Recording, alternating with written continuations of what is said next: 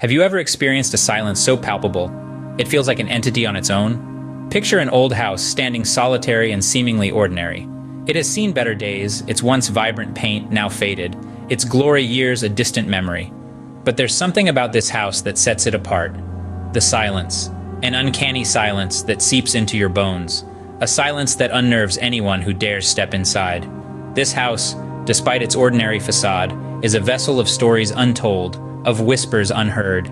Its history is shrouded in mystery, its past occupants long gone. The rooms echo with the silence of years, of time standing still. It's been abandoned for many, many years, yet it's not empty. The house lives, breathes. It's more than just a structure of bricks and mortar, it's a silent observer, a keeper of secrets. The silence of the house was not just an absence of noise. It was alive, it was waiting. Have you ever heard the whispering of the walls? Or the creaking of the floorboards telling tales of the past? Now, imagine the house coming alive, its voice echoing through the long, empty hallways, the symphony of the night interrupted by the eerie sounds of the unknown, the soft rustling of papers in an untouched study, the faint hum of a lullaby from the abandoned nursery, the sudden clatter of pots from the desolate kitchen, all inexplicable, all unsettling. Cold drafts sweep through the rooms, chilling your bones, as if the house itself is breathing, its breath as icy as the grave. You feel a presence, an unseen entity, a cold dread creeping up your spine.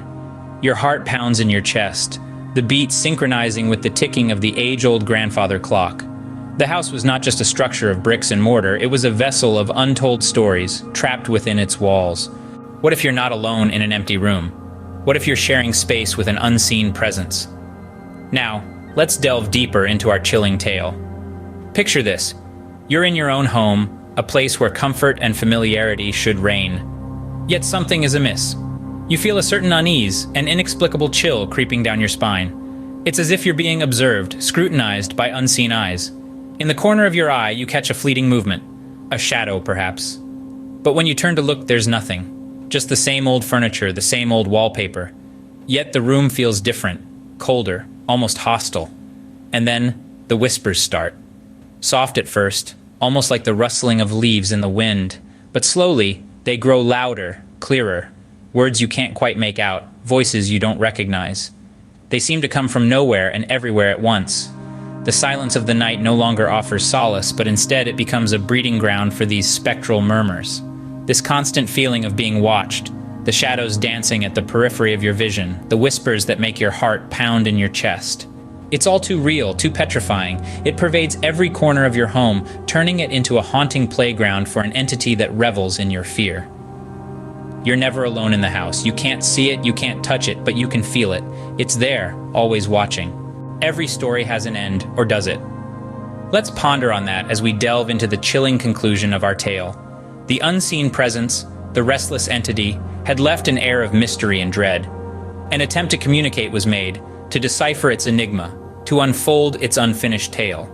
In the eerie silence, a Ouija board was introduced, a beacon of communication between our realm and the one beyond our comprehension. The board, the planchette, the trembling fingers, and the whispered questions, all elements of an age-old ritual, a dance with the unknown.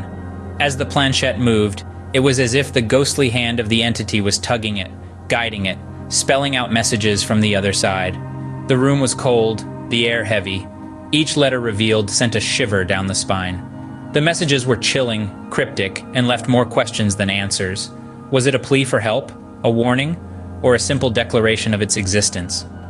The final message, however, was the most unsettling.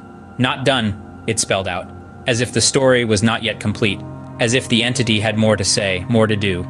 Then, as swiftly as it began, the room plunged into darkness. The silence returned, more profound, more alive, more impatient. What happens next? Well, that's a story for another time.